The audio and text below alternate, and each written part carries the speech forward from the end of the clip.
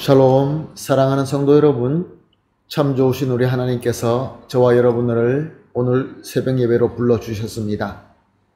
예배를 통하여 은혜를 받고 오늘 하루도 큰 복을 받는 귀한 하루가 될 줄로 믿습니다.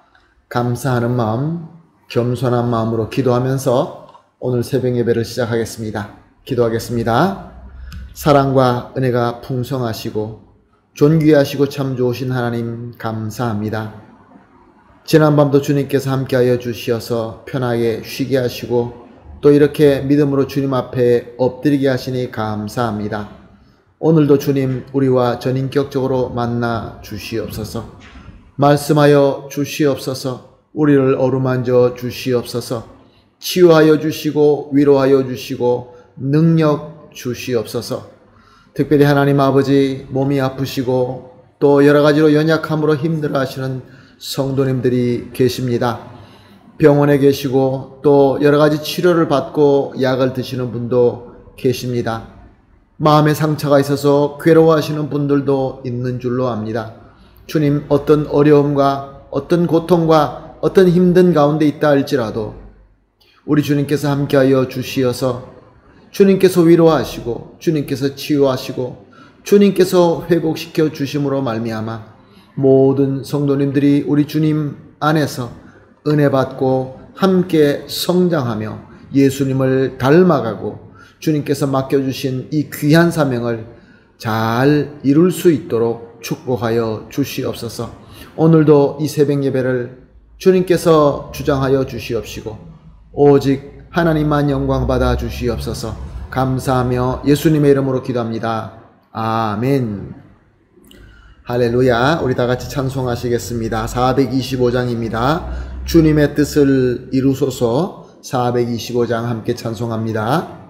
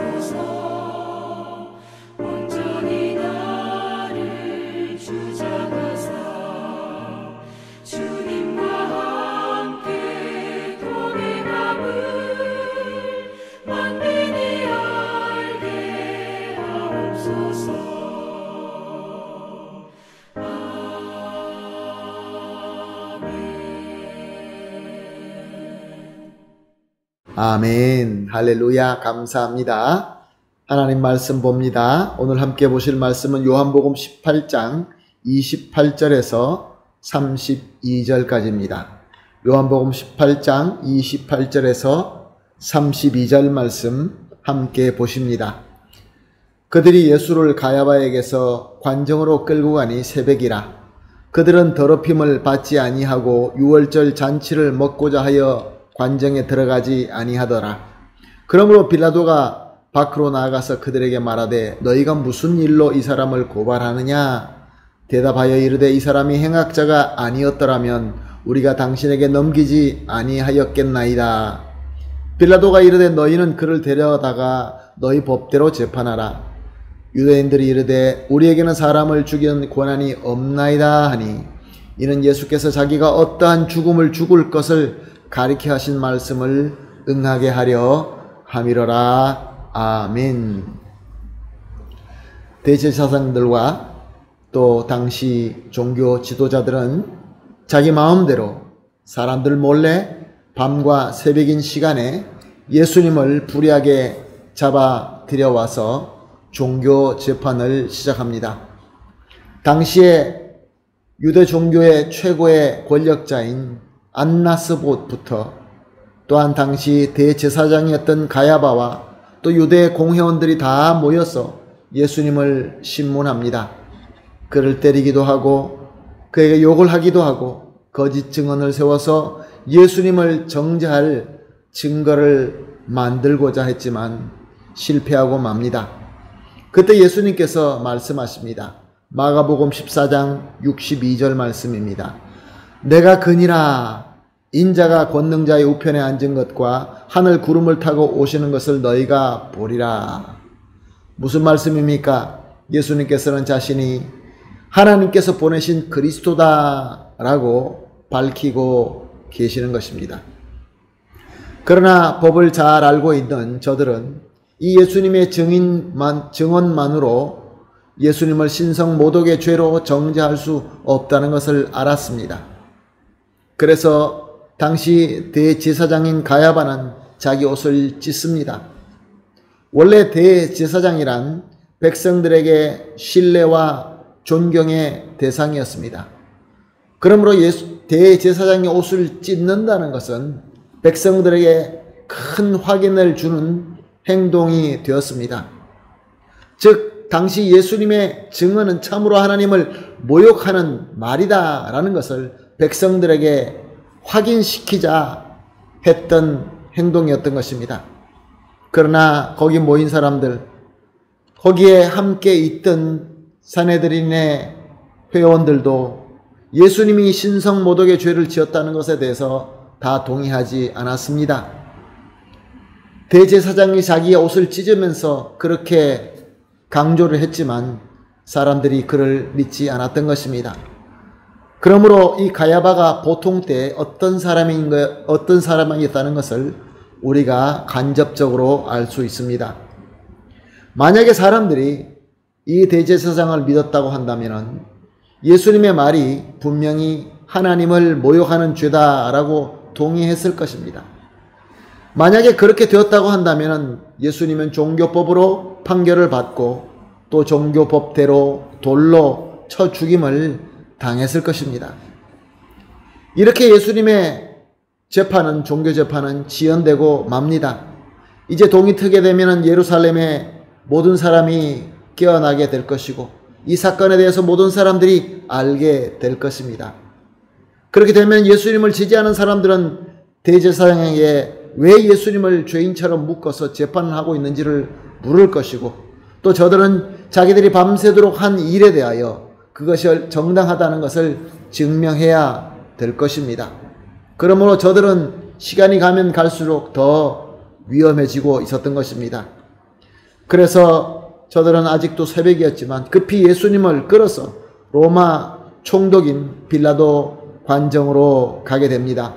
그러나 저들은 관정에 들어가지 않고 밖에서 빌라도 총독을 불러냅니다.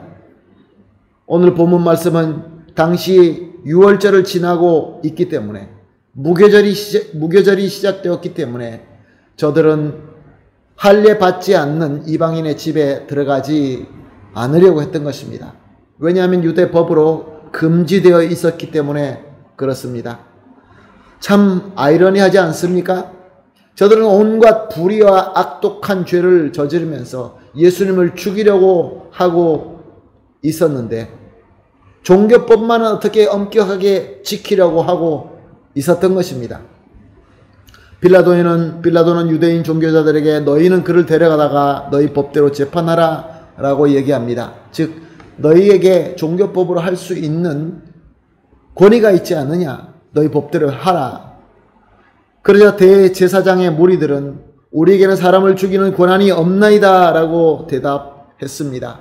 이 말로 저들은 예수님을 종교법으로 정죄하고 처형할 증거가 없다는 것을 인정하고 고백한 것입니다.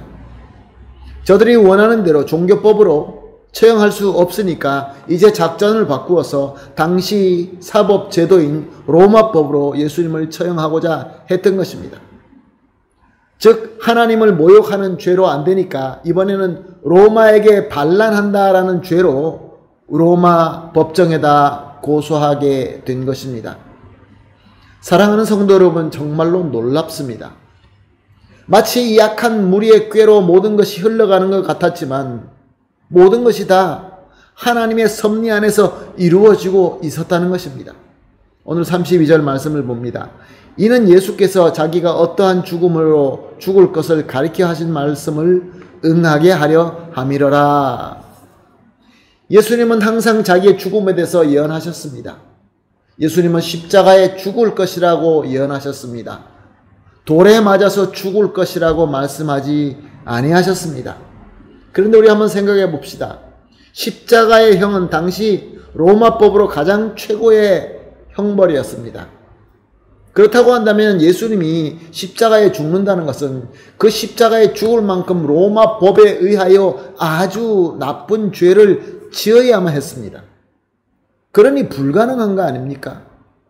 내가 로마의 최고의 형이 십자가로 죽게 될 것이다. 예수님, 그렇다면 그 십자가에 죽을 만큼 큰 죄를 져야 되지 않겠습니까? 이렇게 불가능한 일이 당시 악한 대제사장들과 그의 무리의 악한 꾀로 이 형이 가능하게끔 되어가고 있었던 것입니다. 얼마나 놀랍습니까? 하나님의 섭리 안에 있었던 것입니다. 지금도 우리 가운데 겉으로는 거룩하게 보이지만 정말로 악한 무리들이 있습니다. 저들은 악독한 꾀로 성도와 주님의 교회를 괴롭히고 있습니다. 저들은 승리하는 것 같이 보입니다. 그러나 사랑하는 성도 여러분, 하나님의 뜻 안에 있습니다. 하나님의 섭리 안에서 하나님의 뜻을 이루기 위하여 저 악한 사람들도 사용되고 있을 뿐인 것입니다. 사랑하는 성도 여러분, 모든 역사는 우리 하나님의 경륜과 섭리 안에 있는 것입니다. 세상에서 악이 승리하고 선이 패하는 것 같지만 절대 그렇지 않습니다. 다 하나님의 뜻 가운데 하나님의 경륜과 하나님의 섭리 안에 있는 것입니다. 그러므로 사랑하는 성도 여러분, 주님의 공로와 은혜로 구원받은 저와 여러분은 오직 하나님의 선하신 경륜과 섭리를 믿고 주님의 인도하심에 따르면 되는 것입니다. 그러면 결국 하나님의 뜻은 이루어지게 되고 저와 여러분은 주님과 함께 승리하게 되는 것입니다. 아멘, 할렐루야. 그러므로 오늘 합심하여 이렇게 기도하십시다. 세 가지 기도입니다. 첫 번째 기도는 세상의 외식적인 거룩함과 세상의 악이 승리하는 것에 속지 말게 하여 주시옵소서. 두 번째로 모든 역사는 다 하나님의 선한 경륜과 섭리 안에만 있고 오직 하나님께 소망을 두게 하여 주시옵소서. 하나님의 뜻대로 된다는 것을 믿고 하나님께 소망을 두게 해달라고 기도하는 것입니다. 세 번째로 마지막 기도는 하나님의 은혜로 주시는 믿음으로 말미암아 오직 우리 주님 예수님만 따라가서 참으로 승리하게 하여 주시옵소서. 이 세 가지를 합심하여 기도하시고 개인적으로 기도하신 이후에 오늘 하나님께서 주신 이 하루를 하나님의 뜻만 믿고 순종하면서 승리 안에 거하게 되시기를 예수님의 이름으로 축복합니다. 아멘. 다 같이 기도하겠습니다. 하나님 감사합니다. 오늘도 귀한 말씀 주시고 또 조명하여 주시어서 또 우리 하나님의 귀한 뜻을 깨닫게 하여 주시니 감사합니다. 하나님, 이 세상에 외식적으로 거룩함과 또 세상에서 악이 승리하는 것이 있습니다. 그것에 절대로 속지 말게 하여 주시옵소서. 모든 역사는 다 우리 하나님 뜻 가운데 선한 경륜과 섭리 안에 있다는 것을 확실하게 믿고 오직 하나님께만 소망을 두게 하여 주시옵소서. 하나님께서 은혜로 주시는 믿음으로 오직 우리 주님 예수만 따라가며 참으로 승리하게 하여 주시옵소서. 감사하며 예수님의 이름으로 기도합니다. 아멘.